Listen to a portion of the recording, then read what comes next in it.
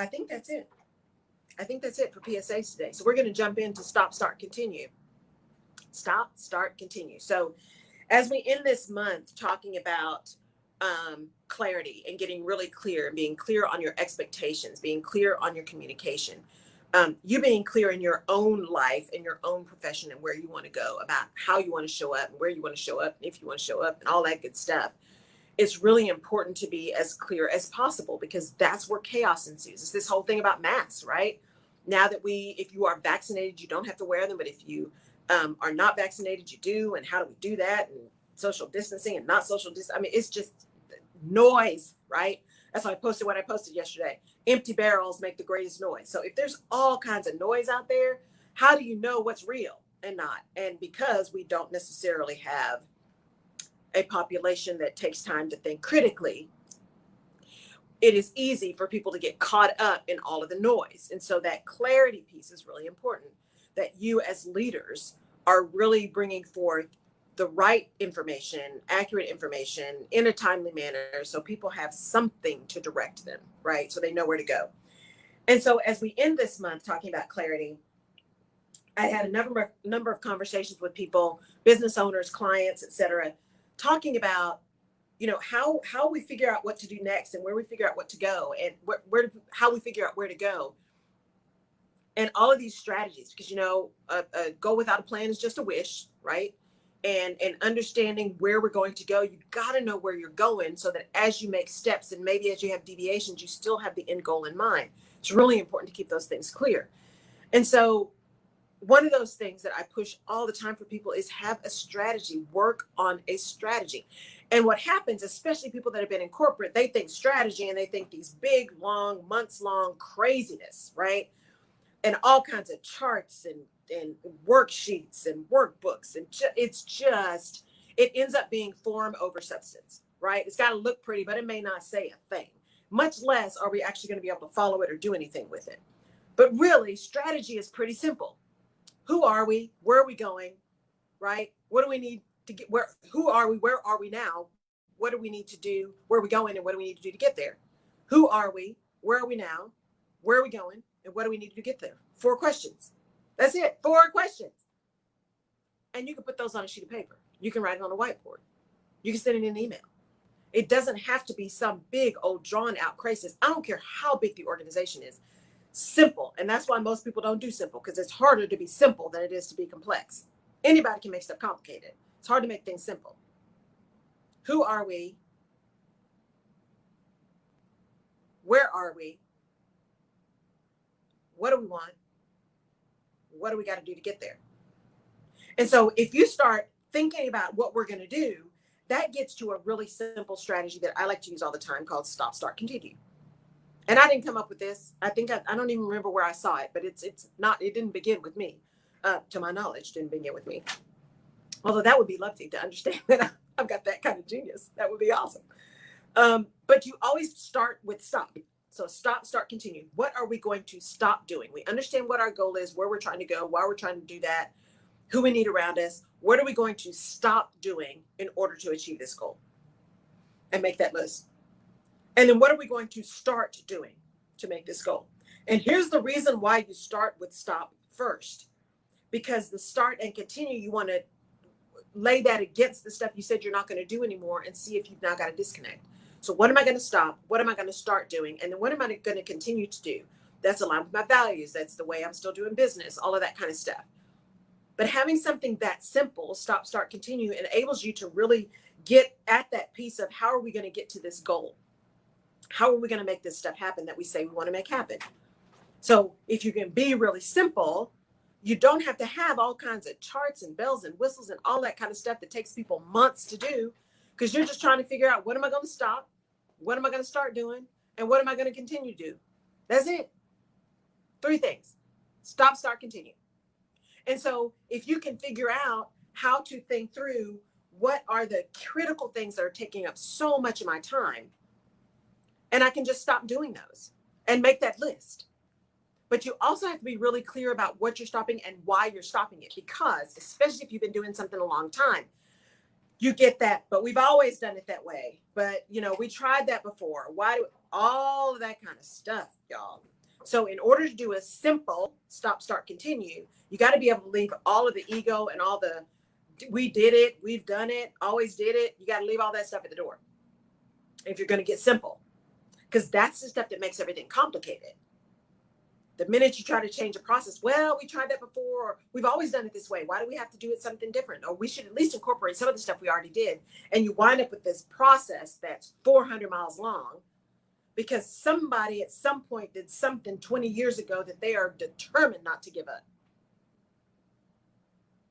Now, if you're moving someplace different, what kind of sense does that make, right? That's innovation. Innovation is doing things differently. It's getting smoother. It's getting more efficient. It's getting more effective. But you've got to be willing to let some stuff go to make room for the new. And that's where, as leaders, when you talk about stop, start, continue, and talk about getting clear, that you are focused on the thing, not the person. You keep the person in mind. That's compassion, right? You understand that people have their egos, their self-worth, all their definition of who they are tied up in the work that they do, tied up in their job. That's real. So you understand that and you honor that. And then when you talk about moving and changing things, you talk about the thing. Here's the thing we're going to do different. Here's why we're going to do it different. Here's the impact that we expect and the outcome that we expect. Because if you go after, well, I know this is the way we've always done it, but that just doesn't work anymore. And that just doesn't make any sense. And you start attacking the old way. You think you're attacking the thing, but they're feeling like you're attacking them because that was their thing. That was their job. And heaven forbid what you're getting ready to change actually takes out a whole process that may be 90% of someone's job, right? Because your actions are telling them that they are no longer valuable. Leadership is not for sissies, y'all. Leadership is not for sissies. Because you got to think about all of that stuff as you're beginning to try to get really clear and give people direction. So when you're talking about stop, start, and continue, when you look at that stop list and things we are going to stop doing, understand that there may be someone's ego and self-worth tied up into that thing you're stopping. And so you got to understand that. Doesn't mean you don't stop the thing, but you got to understand how personal it can be for someone. And then manage your communication and your clarity around the fact that you got to understand that somebody's caught up in that somebody's tied to that somebody's value is invested in that. And so you get clear around what's going to be different and why it's going to be different. And you focus on the new, not focus on negating the old. Because here's the deal. For the most part, the things that we do as our businesses grow, as our careers grow, we make decisions and we do things with the best information we have at the time. The best thing we know, everything we have at the time, that's the way we make these decisions. And that's the way we decide what we're going to do and the way we design actions and processes. And over time, we get new information, processes change, technology gets better. So over time, those things that maybe we were doing manually don't need to be done manually anymore. So innovation and progress means things change, right? The only thing constant is change. The challenge is that old thing is tied to someone, especially manual processes, guys, especially manual processes. Those are tied to somebody.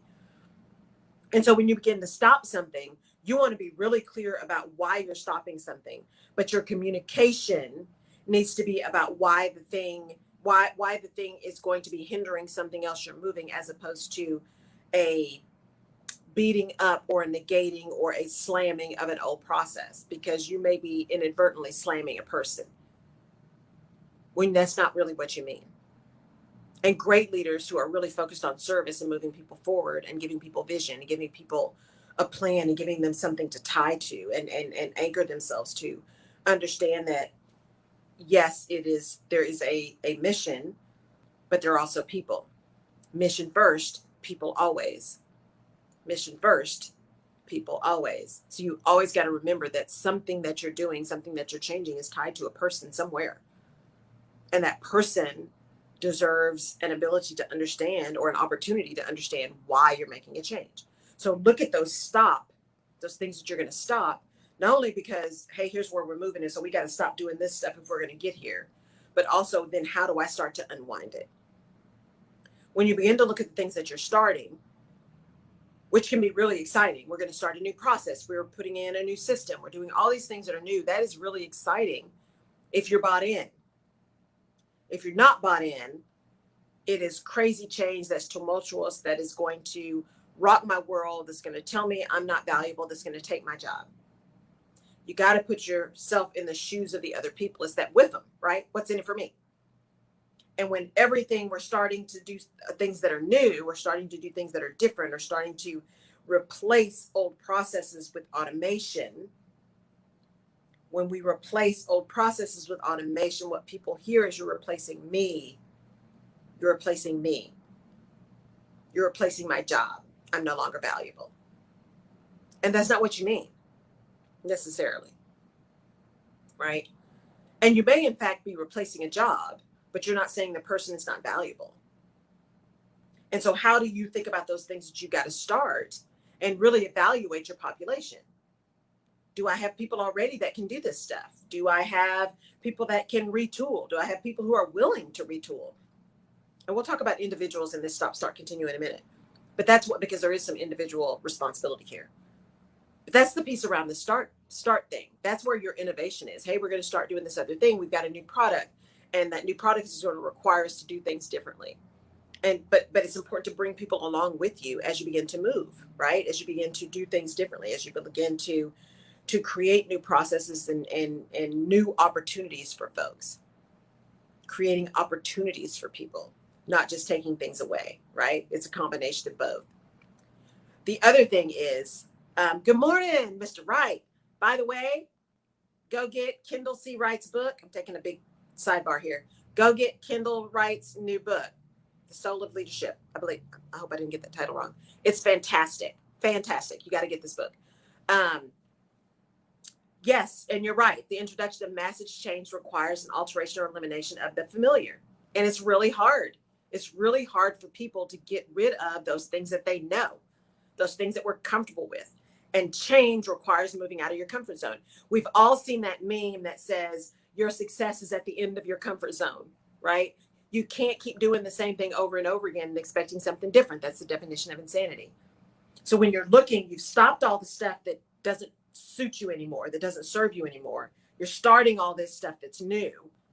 You got to help bring people along to understand why the new is important, how the new impacts them, what the benefit of the new is to them, or maybe what some additional changes they need to make to get along with the new. It's really important to do that.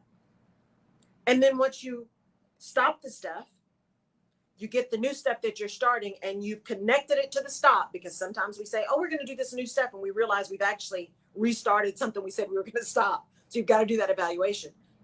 Then we get to the stuff that's continue.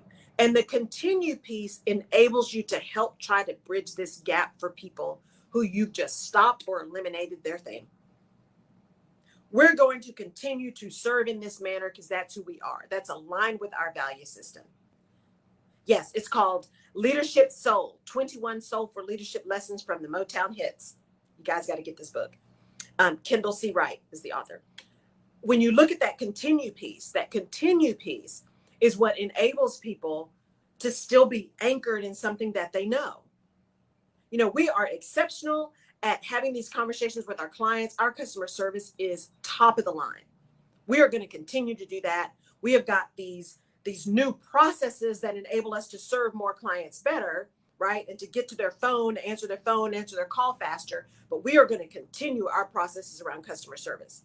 You're letting people anchor themselves in something they know. That continue piece is just as important as the stop and the start, because the continue piece is kind of the glue. That's the connector between the old and the new.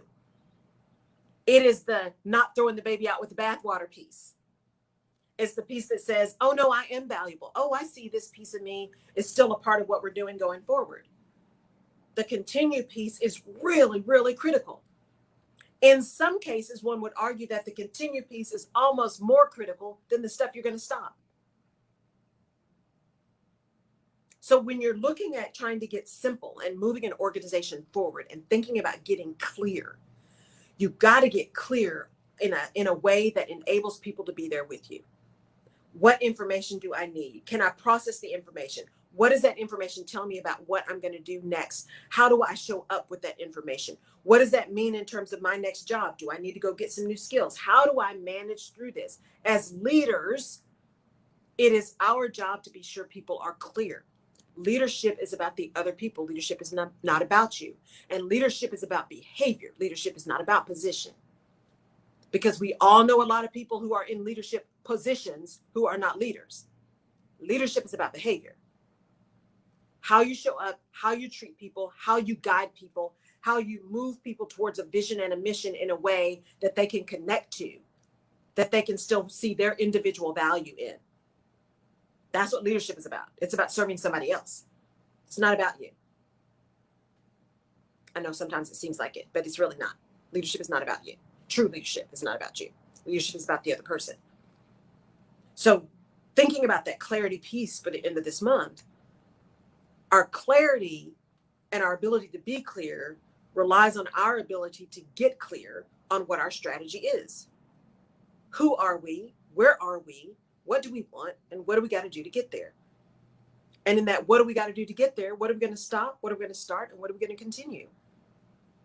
And the stop piece is going to be the most painful, and the continue piece is going to be the glue that keeps us together, that keeps people grounded, that lets people say, oh, okay, this is still familiar to me. I still understand it. Think about organizations now that are really trying to figure out how we're going to move forward as the mask mandates start to go away, as the world starts to open up again, as people start to go back to work. In office, not in office, continued remote, business travel picking back up, all of that kind of stuff. It's just, there's just a lot of noise and a lot of chaos right now. And that continue piece can help bridge the gap between the old normal and whatever the new quote unquote normal is going to be. We are going to continue to be sure we have regular check-ins with all of our people on a quarterly basis. That's the continue. The stop maybe, and those are required to be in person. And the start, maybe we will have those either virtually or in person. The part of the continue, we're going to continue to have these quarterly check-ins with our people. Our preference is to have those quarterly check-ins on a face-to-face basis. If we can't do that, the next best thing is having it over a virtual conference. Teams, Google Meets, Zoom, whatever it is, right? Because the continuity is that we want to make sure that we're continuing to connect with our people. That's what we're going to continue to do. We're going to continue to set expectations. We're going to continue to set goals. We're going to continue to have conversations around performance. We are going to continue to recognize performance. We're going to continue to reward. All of these things are going to continue. They just may continue a little differently in their execution. That's the start piece, right? So those places that went to reward systems that were points-based, what a great time to have that in place already, right? You're not having to touch people. You're not having to do rewards. You're not having to do that. You can give the reward. You can publicize it, and they've got points, and they can go get their thing, right? It was great foresight without even needing to know we had foresight or that we needed foresight. You know, all of the company parties and the company Christmas parties, we had to stop those for a while. What do you do going forward? Do you all of a sudden go back to the big gala? Maybe. If that was something that was really important for your organization, I think about organizations that have really big sales teams, that sales is a really big driver of their business.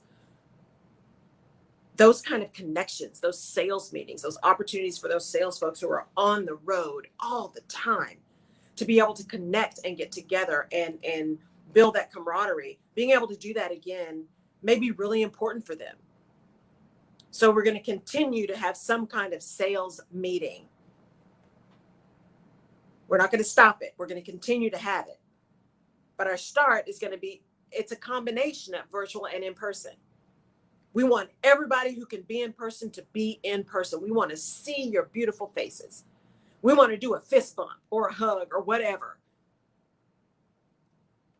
The start is when we have these things, we're going to have your name tags and we're going to have these little dots. This was at a conference I was just in California. If you had a little green dot on your tag, that meant that you were open to hugs. If you didn't have a dot, that meant you were not. It was a really nice way to say, without having to say, hey, I'm good, or no, please don't touch me, without having to have somebody come in for a hug and you're like, oh, right? That awkward moment.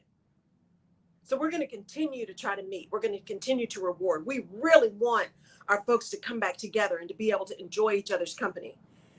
And we also understand the situation that we're in.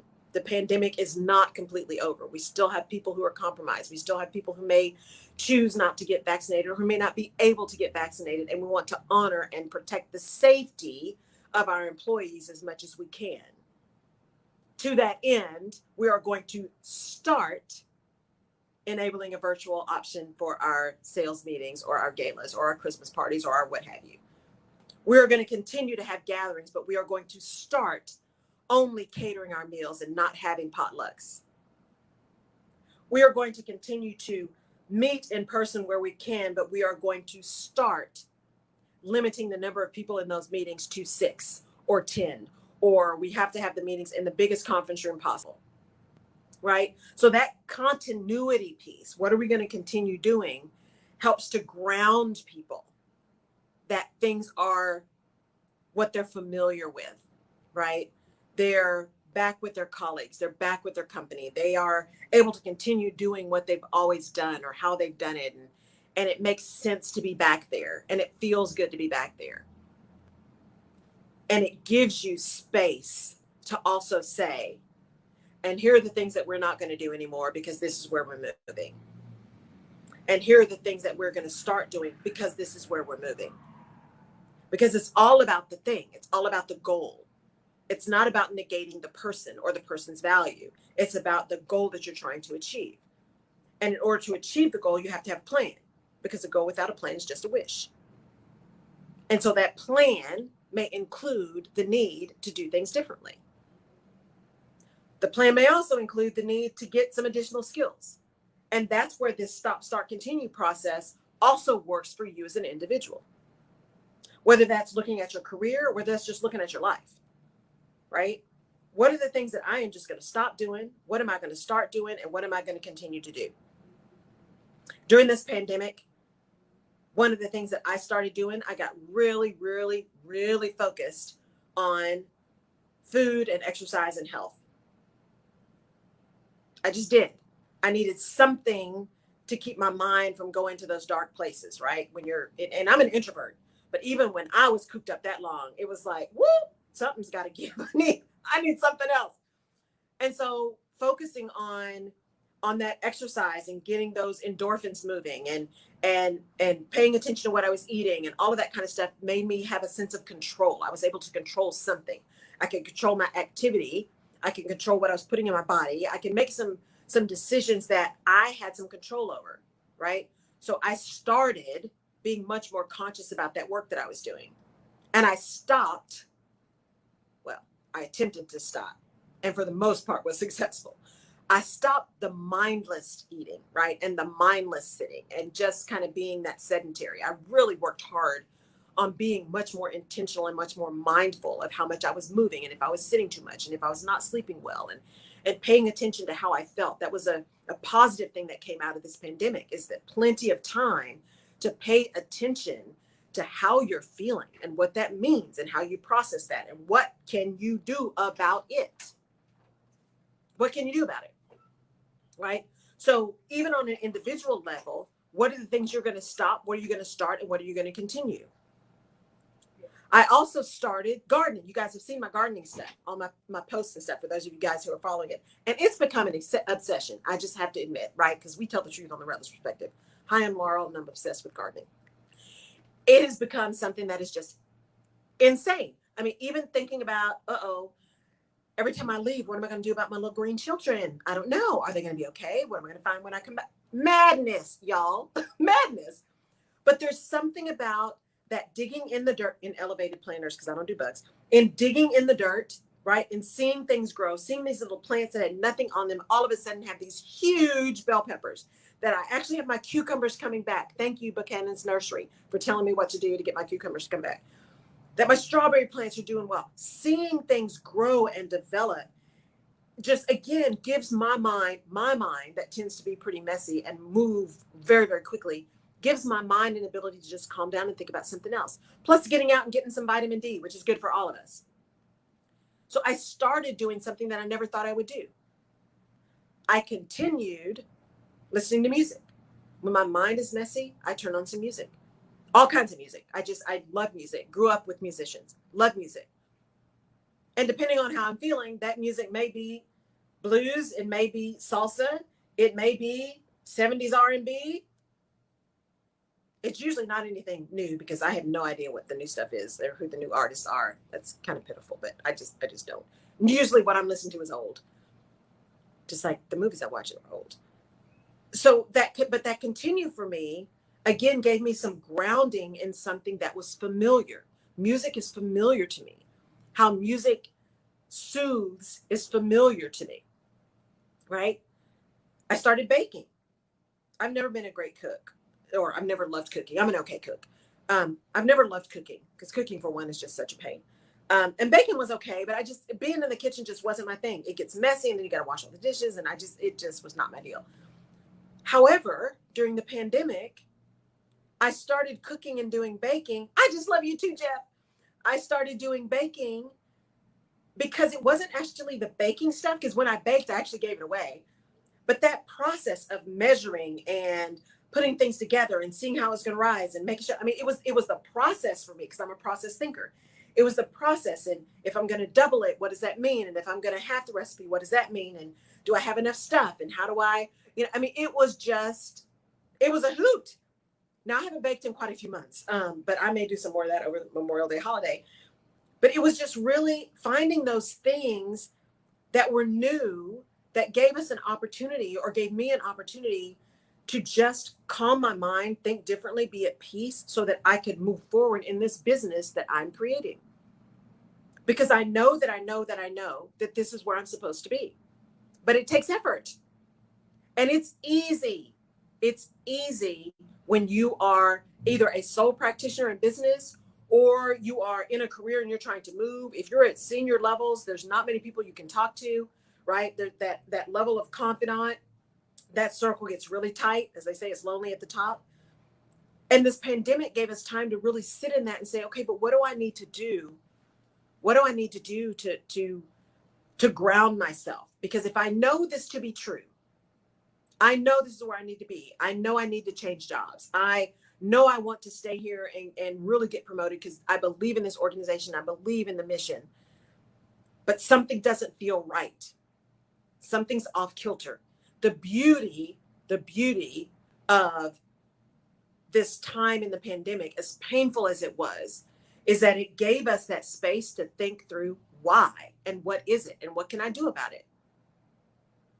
Because if anybody's going to do anything about what's going on with you, it's got to be you. So when my mind was messy, I turned on music. When that didn't work as much, I started baking. And then I was also able to give it away, which also makes you feel good, right? But that process of baking and even washing things as I went along and make sure as I was done, you never knew I was in the kitchen because it was clean. It was a whole different world. And those of you who know me know that that's a big deal. So what if you're looking at your own career, if you're looking at starting a business, building a business, changing, doing something different, what are you going to stop doing? What are you going to start doing? And what are you going to continue doing? If what you're doing now doesn't feel right, stop it. Stop it. Now, don't hurt you because you're mad at them. You need to make a plan. But you have a choice. We all have choices. You have a choice. You have a choice of whether you show up to work. You have a choice how you show up to work. You have a choice whether you're going to show up on time or not. You have a choice in how you're going to execute the job you've been given, whether you're given 100%, whether you're given 5%. We all have choices. And we are free to make those choices. We are not free from the consequences of the choices we make. That's why it's important to have a plan and take some time and make a decision about which choice you're going to take. And so if you're feeling off kilter, give yourself the gift of putting your mask on first and figure out why. Why is this not working? And what can I stop to at least get the pain to go away, so then I can focus on how do I get to feeling better? Because sometimes you just got to eliminate the pain first, and then you can move to the feel good piece. So for me, when my mind is really messy, that's painful. I get in that, as we've talked about, that dorsal vagal, right? That freeze mode. When you think about fight, flight, or freeze, that freeze mode of dorsal vagal. And that feels really, really bad. And I can't function. I can't function when I'm in that. Nobody can. If you're in dorsal, you can't function. That's that whole Netflix and chill, just get in bed, put the covers over your head. It's just, I can't move. I just need a minute. But you can't stay there. You can't stay there. And a little plug, because we're just ending Mental Health Month, since I said that. Please, if you are in a situation where you're in that freeze mode, right? You're just not able to function. You're not able to move forward. You find yourself just sitting all the time, just staring at the walls. And we've all been there. But if you're doing that on a regular basis, if that is your existence, ask for help. If you know someone that means something to you and you see that, say something. See something, say something. Our mental health is at a crisis. I mean, we're seeing it now. So many things came up during this pandemic. This solitude was really, really bad for a lot of people. I just heard on the news this morning a young woman who actually wound up with anorexia during the pandemic, because all of a sudden everybody's on Zoom, right? All of these kids are on Zoom all the time. So kids who like to be in the background, kids who have issues with how they look and how they feel. I mean, it's just, y'all, it was a lot. It was just a lot for a lot of people. And I think we just need to acknowledge that as humans, that this has been a lot for everybody. But if you are feeling in that place, please, please, please ask for help. I am a true believer. I'm a true believer in therapy. And I'm a woman of faith. I mean, and they are not in conflict, people. Faith and therapy are not in conflict. Especially communities of color, we have a tendency to say, no, you just need Jesus. Well, yes, I absolutely need Jesus. And guess what? Those God-given skills to therapists, I need those too, right? So please ask for help. Please, please, please ask for help. Okay, I'll get off my soapbox. So let's get back to stop, start, continue.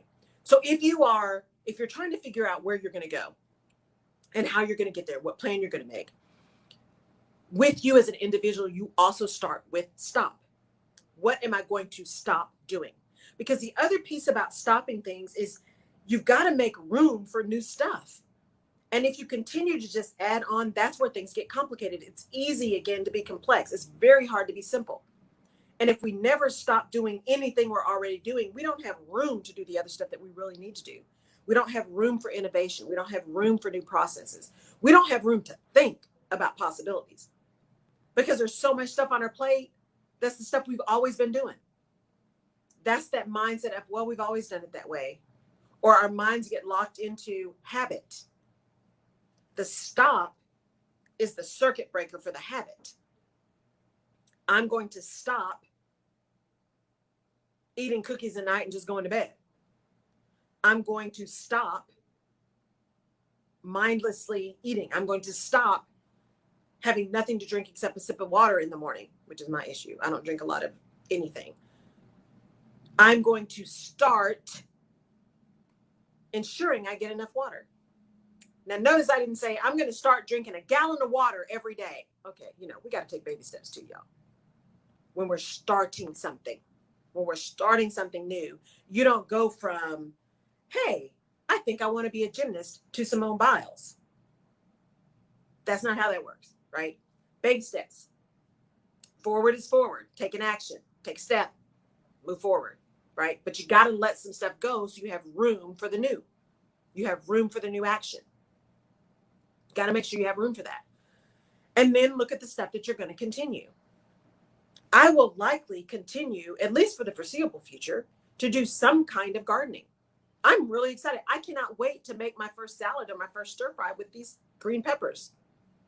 My first cucumber salad with my cucumbers. My first shortcake with my strawberries. I can't wait, right? And I need to do it for at least a couple of years, because apparently it takes that long for blueberry bushes to bloom. And so, there we have it. So that's something I'm going to continue. It gives me joy. It takes my mind off of other stuff and it gets me out in the sunlight, which is good for everybody. So what are you going to do if you're talking about getting clear, right? What are you going to do that's going to help you with that clarity? That being outside, that taking a minute to not think about anything, not think about my business, not think about my website or my calendar app or all that kind of madness, and just getting out there and looking at my plants gives me a minute to get clear. And when I spend a little bit of time out there, when I come back, I'm so much more focused. And it's the same thing for you. When you stop doing the stuff that you need to stop and give yourself an opportunity to get really clear on what you're going to continue and what you're going to start doing, that clarity gives you an opportunity to really get focused. But you've got to give yourself the gift of that time. And if that means you go crochet, you go sit out, my producer goes out and blows bubbles, right? Sits out on her patio. What is the thing that takes you out of the madness, that whirling dervish, right? That rabbit hole of, oh my God, what am I going to do? What am I going to do? This doesn't make sense. It's not working. It's not working. Got to do something different. And we're just going to keep adding. We're just going to keep moving. We're just going to keep changing. But if you're not pausing and understanding what change you're making and why you're making and getting clear on that, then you're going to find yourself right back in that same spot. Whether you're a leader, whether it's talking about your career, whether you're talking about your personal life. You got to take the time for clarity. Clarity is key. Communication, clarity. Expectation, clarity. What are you expecting of yourself? What are you expecting of others? What are you expecting of your company? What are you expecting of that restaurant where you went to get your food, right? Clarity. I had, because I love my therapist. And I was having a conversation with her about something that we're doing. And she said, okay, but what are your expectations? Are you clear on your expectations? She's so sweet. Are you clear on your expectations? What are you expecting to happen in this situation? I'm like, that's a good question because I hadn't thought about that. And I had to go back and regroup and say, okay, do I have reasonable expectations? Because if I don't, I need to reset those because I'm just setting myself up for drama. And I don't do drama. My old team gave me this thing to sit on my desk that said drama-free zone. It's beautiful. I have it sitting in my office right now. Drama-free zone. Yes. Drama-free zone, right? But part of that getting drama-free is managing expectations. I know that when we stop this process, I got these 10 people who are going to have a connection. So because I know that, my expectation is that they are not going to be okay with this. I need to get really clear on what we're stopping, why we're stopping it, when we're going to stop it, and what that means for them. Not what it means for me, what that means for them. And then plan a communication and a conversation to help them get through that process. Clarity around expectations. As I move, I am going to start giving myself time to get clear on what we're doing and why, so that I can communicate clearly with everyone else that's involved. I'm going to take the time to get clear on what I want, even understanding that what I want may change over time. And sometimes what I want may be contrary to what I need at the time. But being clear on that, I can at least understand, okay, this is what I really want, but you know what? I need something else. And so I'm just going to have to wait. Managing my own expectations. Because if you can't manage your own, how are you going to manage somebody else's? And the whole idea of that stopping, that starting, and that continuing is being able to manage those expectations for yourself and for others.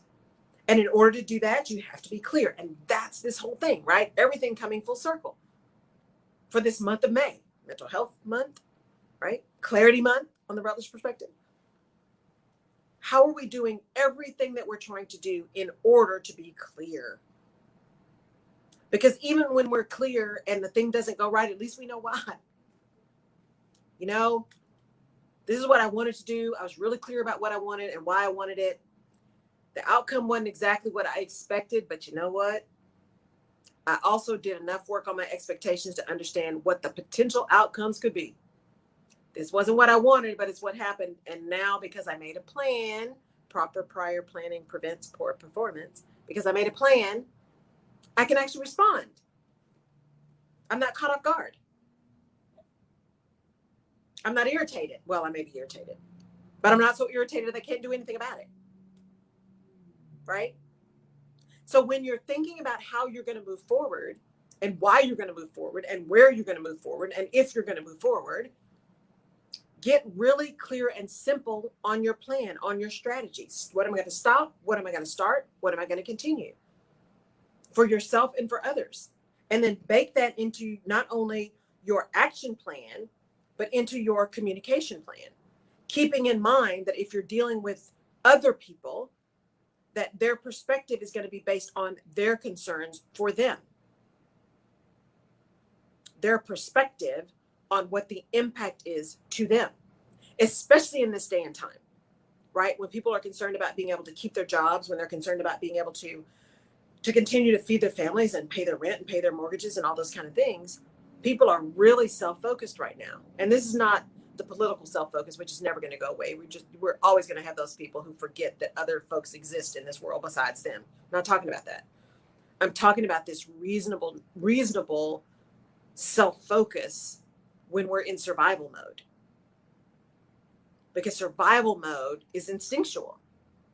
So I'm going to be thinking about what happens to me, because does that mean, am I going to lose my job? Am I going to be able to feed my family? Am I going to be able to, take my dog to the vet? Am I going to be able to put gas in my car? And all of these things that are practicalities that start to outweigh possibilities. And I've been there too, where practicalities are outweighing possibilities. And that's a really uncomfortable place to be. And yet it's real. It is real. That is a real feeling and real experiences.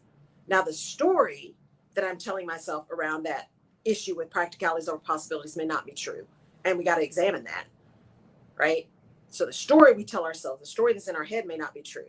Our experiences are true, and our feelings around those experiences are real and true, because experiences just are and feelings just are.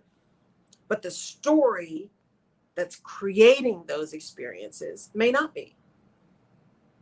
That story that we're not good enough, that story that we have no other options, that story that we don't have a choice, that's not true.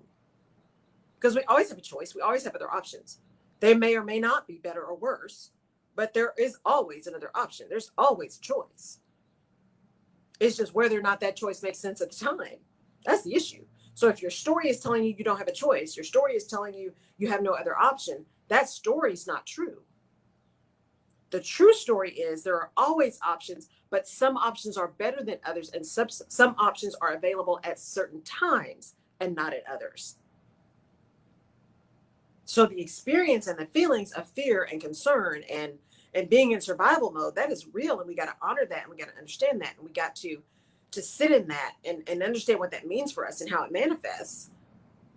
And we also have to challenge the story that we're hearing in our head, the story that we're telling ourselves, the story that we're engaging in, because that story may be driving some behavior, and that behavior is based on something that's untrue. So by going through a stop, start, continue process, hopefully in a place where you've got some calm, because when we're in that survival mode, we're not necessarily being logical, right? We're in survival mode. It's not necessarily logical. But if we can get to a place where we're a little bit more calm, go out and garden, go listen to some music, go play some golf, whatever your thing is that gets your head calm, right? Gets all the messiness out of your head, whatever that thing is for you. If you can go do that and then start looking at your stop, start, continue. Okay, I just had to take a minute and go play golf today. I know I had other stuff to do, but I just needed a minute. And then being able to have done that, being out in the sun, playing around at golf, whatever happens, happens. And then being able to come back and say, okay, now, what am I going to stop? What am I going to start? And what am I going to continue? Because I don't want to be back there anymore. I don't want to be in that place anymore. So what got me to that place, and what can I do to change that place? And as a side note, for those of you who are in career transition and thinking about that, it is really important for you to evaluate and understand, is it really time for me to leave this organization? Can I just change roles within the organization? Or can I just change my expectations and understand what this is, right? So you've really got to ask yourself some tough questions. Why am I feeling this way? Do 5 whys. What is root cause of you feeling this way? Because sometimes you're really unhappy in what you're doing because it's really not a fit for you.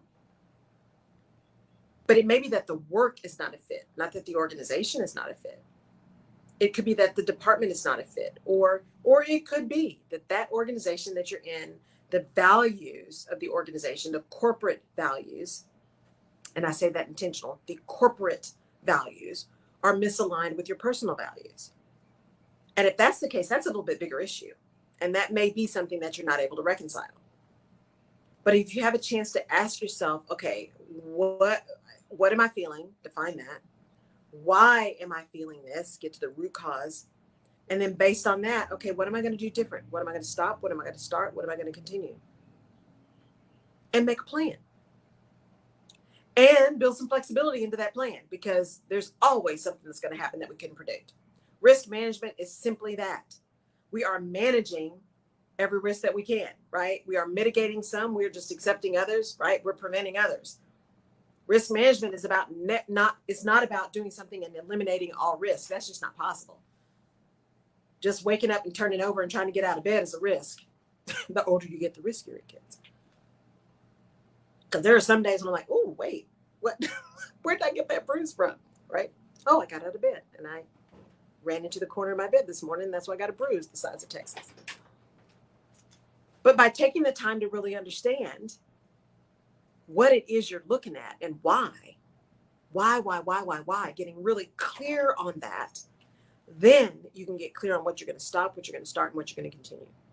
So that moving forward, you're able to be who and where you want to be.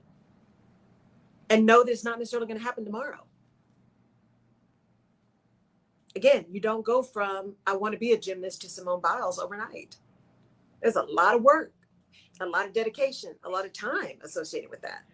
The same thing with everything else you're trying to do.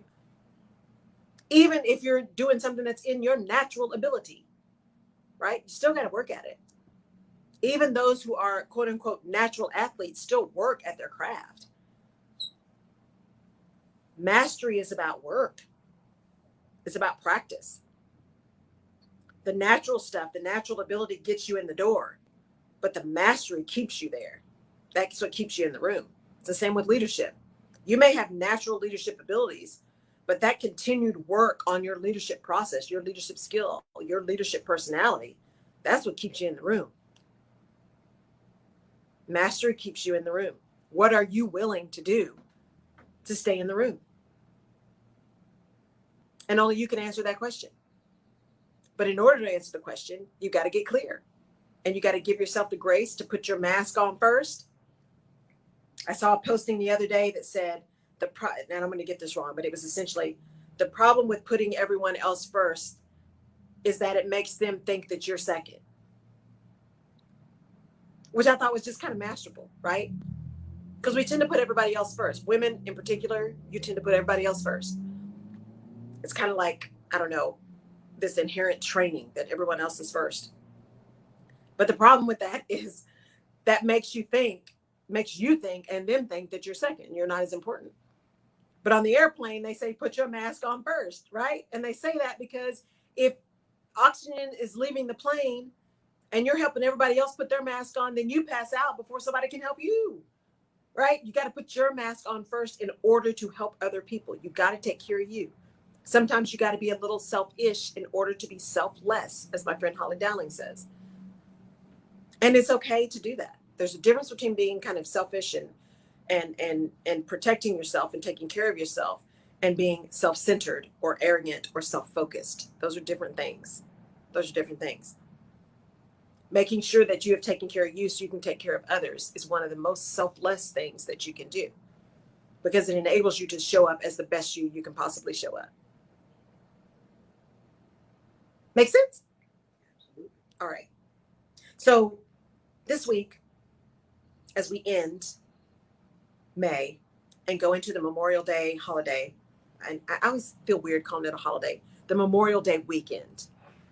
I do want to, because I do have friends who served and who are with people and who are serving, and friends who have lost friends and family members. And so, as a reminder, our vets remind us all the time, because we who are not veterans often get this mixed up. I don't think out of ill intent, but just out of ignorance, and out of lack of paying attention, right, and pausing. But Memorial Day is to honor those who made the ultimate sacrifice. I saw a veteran post this morning, "Don't thank me as a vet, honor those who made the ultimate sacrifice." And so while we absolutely do honor and thank those who served and who are serving, um, especially those of us who have chosen not to, right? We absolutely honor them. This weekend is for honoring those who made the ultimate sacrifice, and for remembering them, and for saying thank you, and to letting them know that they will never be forgotten, because I think they are always with us. So please have a safe Memorial Day weekend. Things are nuts out there right now. In Texas, y'all, I think the governor just signed the law that anybody can carry, even without a permit.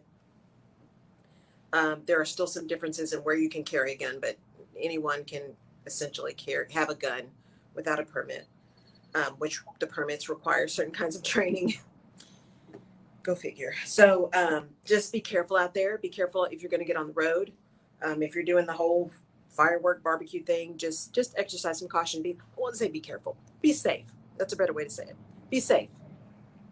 And remember the reason why we're doing this. I appreciate your tuning in. As always, I love spending this time with you guys. It is my honor, and I'm humbled to be able to do so. And I know you have choices. I know you have choices in who you listen to and when you listen. And so I appreciate it so much that you do so. Thanks again to my sponsors. And remember, Leela, Leap Into Leadership, info@leapintoleadership.com. If you send her an email and use the word Laurel, so my first name, Laurel, to info@leapintoleadership.com. She is giving away your first coaching session with her will be free. It's a $250 value. So by June 1, if you do that, she is doing that for her Memorial Day, honoring those who have given the ultimate sacrifice by giving of her time and her expertise. And she is incredible. So thank you all so much for being here. I really, really appreciate it. Thank you, Kendall. Thank you, Jeff. Thank you, everybody else who I cannot see. Go out and buy Kendall's book, 21 Leadership Soul, 21 Soulful Leadership Lessons from Motown Hits. It is on Amazon right now. So go out and buy that. Thank y'all for tuning in. I couldn't see the Facebook page, so I'm assuming we had some my folks back. Thank y'all. You have Annette from New York. You have Michelle that's tuned in. Good morning. On today. And love Michael. You guys. Thank you so much for being here. Oh, I will be on Clubhouse tonight, 6 p.m. If you need an invite, DM me. Take care, and we will plan to see you guys next week, same time, 10 a.m. Central, Tuesday, June 1st. Bye.